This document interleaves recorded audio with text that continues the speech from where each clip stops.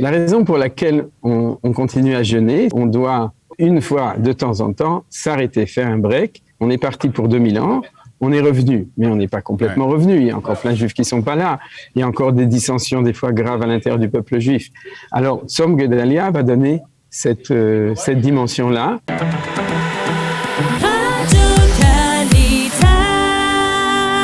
Nous commençons tout de suite avec le Rav Menachem Ackerman qui est avec nous ce matin. Rav Ackerman, bonjour. Bonjour Olivier, bonjour à tous les auditeurs. Et Shana Tova. Shana Tova à vous aussi. Rav Ackerman, on va parler de cette journée du jeûne de Gedalia. Donc, tout de suite après ces 2 jours de Rosh Hashanah, ce jeûne, on n'a pas toujours, peut-être, c'est à cause de Rosh Hashanah qui prend vraiment une grande importance et on parle beaucoup de ces 2 jours. On parle un peu moins de ce jeûne de Gedalia qui donc aujourd'hui. On va donc essayer d'expliquer un peu les raisons de ce jeûne. Je voudrais qu'on commence un peu par le côté historique. Essayez de nous replacer à quel moment on se trouve, quand a lieu cette histoire de Gedalia. Très bien. Alors, donc on va parler de ça. Quand est-ce qu'a eu lieu le jeûne de Gedalia? Le jeûne de Gedalia a eu lieu après la destruction du premier temple. C'est-à-dire qu'elle fait partie des 4 jeûnes mentionnés par le prophète Zacharia à propos on pourrait dire de la destruction et de l'exil qui est la suite à la destruction du premier temple. Pas le deuxième temple, le premier temple. Nous nous trompons.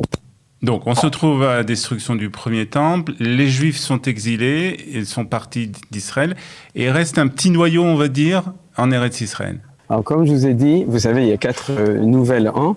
Il y a aussi 4 jeûnes, le Nefav, qui est le plus connu, le 17 Tammuz, le 10 Tevet et le Tzom Gedalia, qui sont tous les 4 mentionnés justement par le prophète comme des jeûnes qui sont là pour nous rappeler la catastrophe de l'exil. Je fais bien attention, non pas la catastrophe de la destruction du temple, ça c'est le 9 av, mais la catastrophe de l'exil.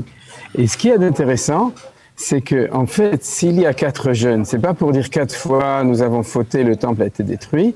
C'est pour comprendre que de même que on pourrait dire que la destruction et l'exil s'est fait en différents stades. De même, et là je vais directement à l'important pour nous qui sommes à Jérusalem, toi et moi Olivier, et une partie de nos auditeurs qui sont en Israël, c'est qu'il y a des stades du retour en Israël. On a grandi, si vous voulez, un petit peu avec l'image d'Épinal qu'on avait appris au Talmud Torah ou qu'on avait appris dans notre pensée, disons, d'espérance de Géoula, de rédemption, qu'on allait se coucher à Paris et qu'on se réveillait le matin à Jérusalem, transporté sur des ailes d'aigle, que le temple était reconstruit, que tous les Juifs étaient ici, chacun avait sa maison et son olivier et son figuier. C'est une pensée qui ne correspond à aucune réalité, ni dans la réalité historique normale, ni même dans les enseignements de nos sages. Et c'est ça le point le plus important aujourd'hui, c'est que chacun des jeûnes qui est lié avec l'exil du premier temple est lié avec une dimension de la destruction et de l'exil, et donc pour nous sera aussi relié avec une dimension de la reconstruction et du retour. Alors, ça veut dire, on va quand même revenir un tout petit peu sur ce qui s'est passé, c'est-à-dire que c'est un meurtre politique en fait, le jeûne de Gedalia, on jeûne à cause d'un meurtre politique, mais c'est pas, il y a eu d'autres meurtres politiques dans l'histoire du peuple juif. Pourquoi ce meurtre est justement si important pour nous aujourd'hui? Voilà, exactement. Il y a beaucoup de gens qui disent, si jamais moi on m'avait tué, Gedalia n'aurait pas jeûné, donc pourquoi est-ce que si Gedalia a été assassiné, moi je dois jeûner? Et donc ça prouve bien que ce n'est pas la dimension du meurtre politique qui est la source, parce que justement, comme tu le dis, la Bible elle-même est remplie de meurtres de rois, etc., ou de meurtres politiques. Donc si jamais on jeûne, c'est autre chose. Alors je vais dire en 2 mots, à mon sens, les 2 dimensions qui sont essentielles parce qu'elles se retrouvent beaucoup moins dans les 3 autres jours de jeûne, qui, comme j'ai dit, le 10 Tevet, le 17 Tammuz. C'est qu'après, et je reviens à l'historique, après la destruction du temple, le roi de Babylone, le Nabuchodonosor, le César de Babylone, l'empereur de Babylone, va malgré tout maintenir un yishuv en Eretz Israël. C'est-à-dire qu'il va, après l'exil, il va permettre aux Juifs qui restent ici, il va même leur installer un gouvernement, bien entendu, un roitelet, un gouvernement qui sera à la solde, bien entendu, puisque le pays était conquis, mais qui va permettre, même après la destruction, de maintenir une présence en Israël et aussi de garder quelque chose. Okay.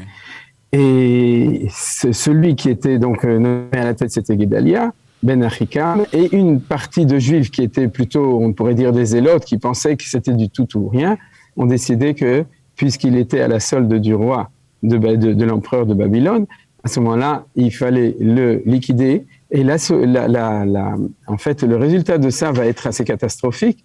Il est mentionné dans le livre de Jérémie, dans les prophéties, c'est que ça va complètement faire disparaître, on pourrait dire, la possibilité d'un yishuv juif en Israël, même s'il n'y a pas d'indépendance, et même s'il n'y a pas de temple, et même etc. Peut-être que ça vous rappelle, au niveau, dans l'autre sens, du yishuv en Israël avant 1948. Lorsqu'on était encore soumis, on pourrait dire, à une domination étrangère, d'abord les Turcs et ensuite les Britanniques, mais malgré tout, on construisait un yishuv, il y avait quelque chose, etc., avec une forme d'autonomie, et cette chose-là, c'est cette chose qui a disparu. Alors vous voyez que c'est pas tellement le problème du meurtre politique qui est important dans cette histoire-là, ce qui est important, c'est qu'est-ce qu'on avait et qu'est-ce qui a disparu. Alors, si vous me permettez, je voudrais rajouter quelque chose d'important, puisque la dimension de Tisha B'Av, c'est une dimension essentiellement religieuse. La dimension du 10 Tevet et du 17 Tammuz qui sont reliés avec Jérusalem, c'est la possession de la terre. Et deux éléments, la sinatrinam, la haine gratuite, c'est-à-dire le fait qu'il y a une guerre civile, une guerre interne entre les Juifs qui va jusqu'à l'assassinat, jusqu'au meurtre fratricide, on pourrait dire. Et puis, ensuite, la possibilité d'avoir quelque chose au niveau, pas encore un État, mais un yishuv, ces deux choses-là ont été détruites. Mm-hmm. Et comme nous sommes dans les 10 jours... C'était le dernier espoir. Pardon ? C'était vraiment le dernier espoir qui a été détruit à ce moment-là, en fait. Le dernier espoir est une dimension qui manque souvent. Bon, c'est vrai que quand on parle de Tisha B'Av, on parle de la haine gratuite, etc., qui est l'élément central du deuxième temple. Mais c'était aussi une dimension spéciale.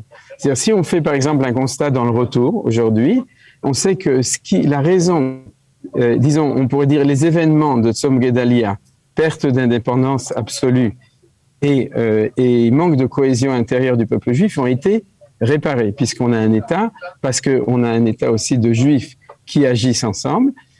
On sait qu'on a récupéré Jérusalem, ce qui correspond plus, on pourrait dire, au 17 Tammuz. Il nous manque le temple, donc le 9 Av, on n'a pas du tout encore cette dimension-là.